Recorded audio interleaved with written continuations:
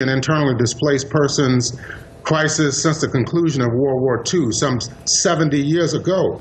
So therefore, the root of the problem is that the United States and its allies within NATO have waged wars against people throughout the region. Now we see so many refugees coming from Syria because of the 4.5-year-long war that's been waged by the United States proxies inside Syria that has literally driven out millions of people from inside the country. And this is true of Libya, it's true of Nigeria, it's true of Central Asia, Afghanistan, Pakistan. So this is a crisis that was created by Washington and Wall Street. And James, they kind of go on, and this video is available. And we'll link to it, just like we link to everything we mention here on New World Next Week.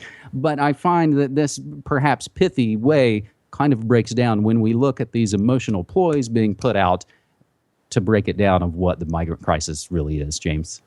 Well, yes. I mean, this is a good way of looking at it because all of the white nationalists like to talk about the white genocide that's coming and things like that without looking at the actual genocidal actions that are being committed by the military at the behest of the political puppets puppeteered by the banksters for their own purposes, destroying entire nations, bombing them to smithereens, ripping apart the fabric of their societies like in Libya, like in Syria, like in all of these other targets.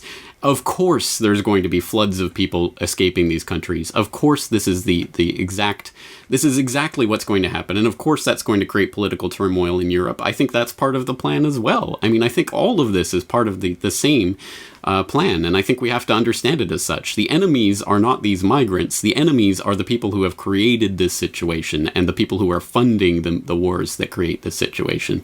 So let's keep our eyes on the prize here. I think the real enemy continues to be the people at the very top who are pushing and pulling the